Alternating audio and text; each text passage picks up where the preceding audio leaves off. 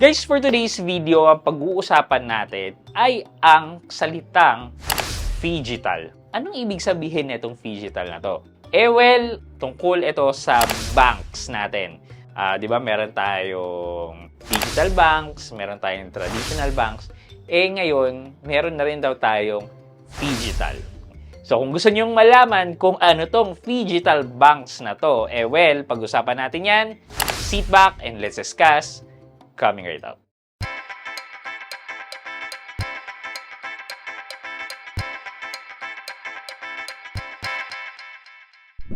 Hi guys, this is Pat and you're in Pat Quintos Review TV.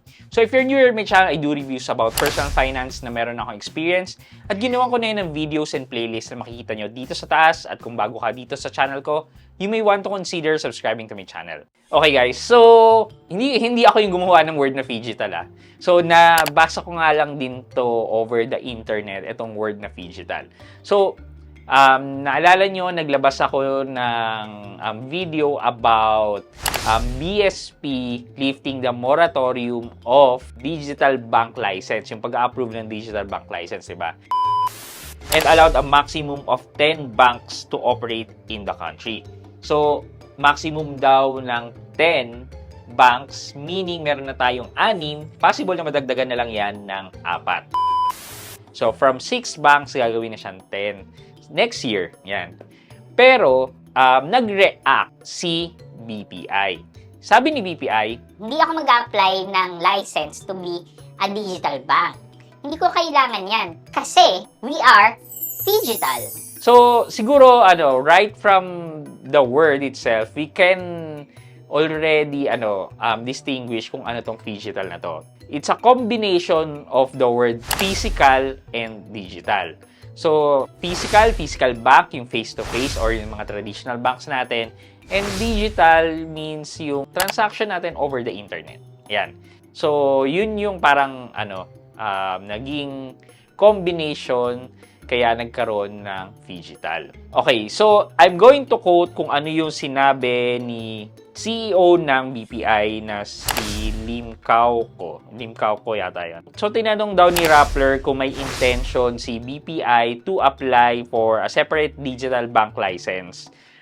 Pero sabi nga nung president, the bank has no need for it. So, hindi daw nila kailangan mag-apply ng digital license. Okay. Sabi niya, we are a digital bank, Lim Cao Co said on the sidelines of BPI's 173rd anniversary on Thursday, August 1. If you're asking if we intend to set up a virtual bank, then no. So, kung virtual bank per se lang pag-uusapan, meaning the likes of Maya Bank, ayan, Uno Bank, GoTime, etc., hindi daw. Kasi, yung mga digital banks naman daw is nagtatransact online. So, ang mga transaction is ginagawa lang online. While, itong mga traditional banks natin, like si BPI, si BDO, si Union Bank, nag-shift na rin naman ng ibang services niya online. So, makakapag-avail na tayo ng other services ng banks online. Same as kung ano yung mga ino-offer ng mga digital banks, like the savings, yan. The time deposit, the loans, yan. Itong core services na ino-offer ng mga digital banks is now also available with our traditional banks na tinatransact na rin online. So, for Mr. Lim Cao Co, the president of BPI, he considered the traditional banks right now na nagtatransact online as phygital. Physical bank na merong digital transaction. Well, kung tutuusin nga naman, may point nga naman, mas malaki ang advantage ng mga traditional banks kasi meron silang operations online and at the same time, meron ding operations na face-to-face. Which is, yun ang wala naman sa mga digital banks natin.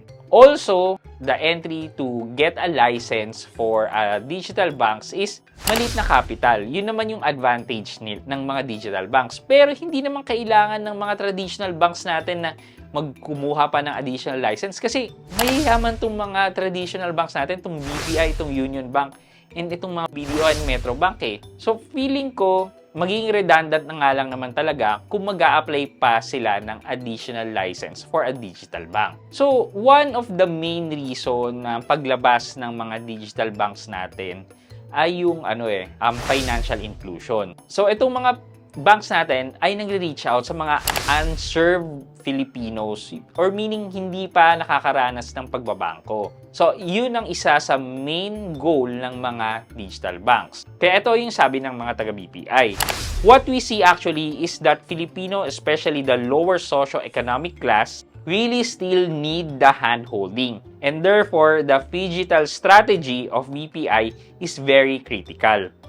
They might do small transactions via GCash, but bigger transactions, they're still wary of the digital nature. They would rather speak to person face-to-face, and hence the agency banking, where you can still talk to a person, our branches outside in rural areas, those still are important, and I think those will still be there in the medium term. Yeah, may point nga naman talaga. So, marami pa rin kasi talaga sa atin ang hindi maintindihan ang sistema ng digital bank.